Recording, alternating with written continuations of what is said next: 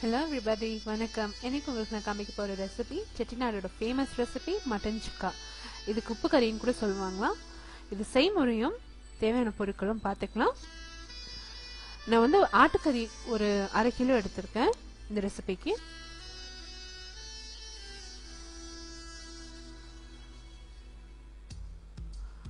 அடுத்து சாம்பார் வெங்காயம், அந்த தோலெல்லாம் நீக்கி ஒரு 250 கிராம் சாம்பார் வெங்காயம் எடுத்திருக்கேன்.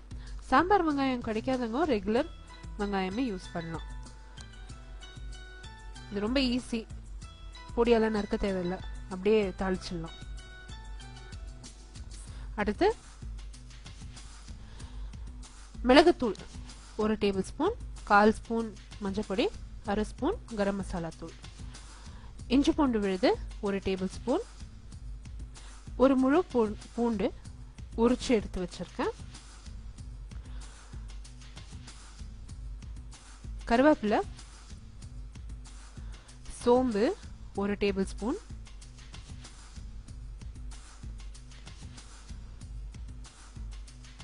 வற்றல் மிளகா. இந்த வெரைட்டி வற்றல் மிளகா வேற இடத்துல கிடைக்குமான்னு எனக்கு கொஞ்சம் டவுட் தான். சென்னை பெங்களூர்ல ஈஸியா கிடைக்கிறது. ஸோ அது ஒரு 10-12 வற்றல் மிளகா எடுத்துக்கோங்க. இந்த வெரைட்டி வற்றல் மிளகா கிடைக்காதவங்க ரெகுலர் மிளகாவே யூஸ் பண்ணலாம், ப்ராப்ளமே இல்லை. அடுத்து தயிர், 1/2 கப்பு தயிர். இப்போ இந்த கறியை நல்லா தயிரால ஊற வைக்க போறேன். இப்போ இந்த கறியை வந்து ஒரு பவுல்ல சேர்த்து கொஞ்சம் பட்டன் கறி வேகும், கொஞ்சம் நல்லா பூவாட்டம் வரும் கறி வெந்து, நீங்க தயிர் சேர்த்து ஊற வச்சீங்கன்னா. ஸோ அதனால ஒரு 1/2 கப்பு தயிர் சேர்த்துக்காங்க. இஞ்சி பூண்டு விழுது, சிலதெல்லாம் நானே சேர்த்துக்கணும் இந்த ரெசிபியில. அடுத்து மிளகுத்தூள், மஞ்சப்பொடி, கரம் மசாலா தூள் இதெல்லாம் சேர்த்து உப்பு சேர்த்துக்காங்க. நல்லா மிக்ஸ் பண்ணி ஊற வைக்க போறோம். ஒரு மூடி போட்டு 1/2 மணி நேரம் ஊற வச்சிடுங்க. ரூம் டெம்பரேச்சர்ல ஊற வச்சிடுங்க. அடுத்து ஒரு குக்கர் எடுத்து 2 டேபிள் ஸ்பூன் எண்ணெய் விட்டு நல்லா குக்கர் காஞ்சதும் அந்த கறி, ஊற வச்ச கறியை குக்கர்ல சேர்த்துக்கோங்க. இப்போ இதை நல்லா ஒரு 2 நிமிஷம் அப்படி வத்த விட போறோம். இப்போ நம்ம தயிர் சேர்த்ததுனால கறியிலேருந்து நல்லா தண்ணியெல்லாம் விட்டு வரும். அண்ட் கொஞ்சம் எக்ஸஸாகவே தண்ணி இருக்கும் மட்டன்ல. பாருங்க எவ்வளோ தண்ணி விட்டுருக்கு. இப்போ அதை பார்த்துன்னு நம்ம 1/2 கப்போ இல்லை 1 கிளாஸோ தண்ணி சேர்த்துக்கணும். அந்த கறி முழுகணும். ஸோ அது அளவுக்கு நீங்கள் தண்ணி சேர்த்துக்கோங்க. எல்லாத்தையும் மிக்ஸ் பண்ணிக்கோங்க. உப்பு செக் பண்ணிக்கோங்க இந்த டைம்ல.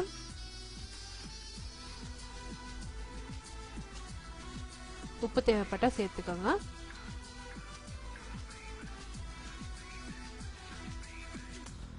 ஸோ நல்லா கறியெல்லாம் நல்லா முழுகி வேகணும். இப்போ நான் ஒரு மூடி போட்டு 5 விசிலுக்கு வேக விட போறேன்.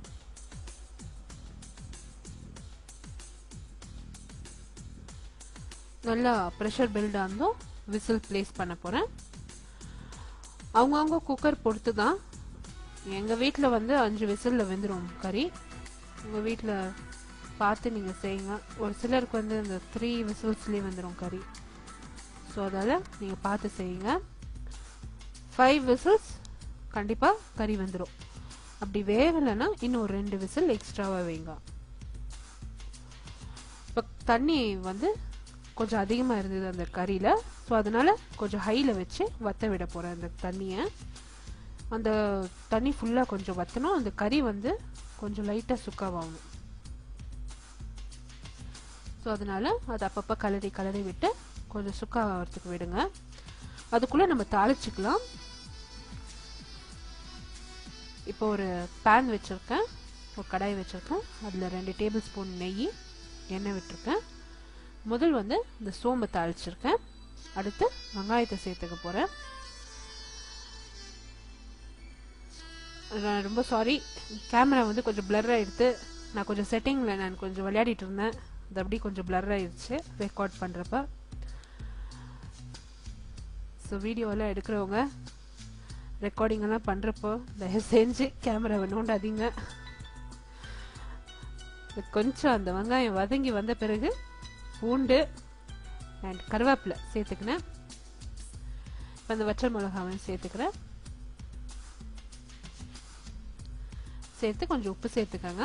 வெங்காயத்துக்கு தேவைப்பட்ட அளவு உப்பு சேர்த்துக்கோங்க. எல்லாத்தையும் கொஞ்சம் லைட்டாக பொன்னிறமாக வர வரைக்கும் வதக்கிக்கோங்க. ஏன்னா அந்த பூண்டுலன்னா அந்த பச்சை வாசனைலாம் போகணும். ஸோ அதனால கொஞ்சம் நல்லா பொன்னிறமாக வர வரைக்கும் வதக்கிக்கோங்க. இந்த மீன் டைம் கறியும் நல்லா வற்றி வந்துடும். அப்போ அந்த கறியை இதில் சேர்த்துக்கலாம்.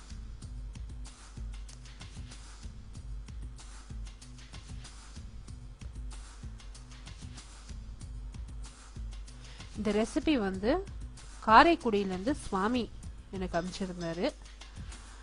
So Karaikudi Swami, thanks a lot for your recipe. அவர் வந்து ரெஸ்டாரண்ட் ஓனர், என்னோட ஷோ வியூ பண்ணுறாரு. நான் வந்து இப்போ அந்த கறி நல்லா வத்தின பிறகு அந்த மசாலாவில் சேர்த்தேன். வெங்காய மசாலாவில் சேர்த்து கொஞ்சம் நல்லா வதக்க விட போகிறேன். இப்போ இந்த வெங்காயம் நல்லா வதக்கி வரப்போ நம்ம கொஞ்சம் ஹைலியே வைக்கணும் அண்ட் பக்கத்துலேயே கொஞ்சம் நின்றுக்கணும். அப்பப்போ தொழி விடணும். இந்த டீட்டெயில் ரெசிபி டிஸ்கிரிப்ஷன் என்னோட பிளாக் சைட்டில் இருக்குது. பிளாக் சைட் விசிட் பண்ணி இந்த ரெசிபியை கண்டிப்பாக எல்லோரும் ட்ரை பண்ணுங்கள். ரசம் சாதமோட சூப்பராக இருக்கும் இந்த ரெசிபி. நீங்கள் சாம்பார் சாதம் ரசம் சாதமோட சைட் டிஷ்ஷாக வைங்களேன், உங்கள் வீட்டில் நீங்கள் தான் சூப்பர் ஸ்டார். ஸோ கண்டிப்பாக இந்த ரெசிபி எல்லோரும் ட்ரை பண்ணுங்கள். பாருங்கள், எல்லாம் நல்லா வதங்கி சூப்பராக வந்திருக்கு. இப்போ அதை நான் சர்வ் பண்ணிட போகிறேன். இந்த ரெசிபி நான் செஞ்சப்போ நம்புறீங்களா விடுறீங்களா, நானே எடுத்து வச்சு 2-3 நாள் நானே என்ஜாய் பண்ணேன். எங்கள் அம்மா அப்பா கூட கொடுக்கல, அவ்வளோ செல்ஃபிஷாக நானே என்ஜாய் பண்ணேன். ஸோ அவ்வளோ பிரமாதமாக இருந்தது. கண்டிப்பாக இந்த ரெசிபி ட்ரை பண்ணுங்கள். அடுத்த புதிய ரெசிபியோடு உங்களை திருப்பி சந்திக்கிறேன். அதுவரை நன்றி, வணக்கம். தேங்க்ஸ் ஃபார் வாட்சிங். பை.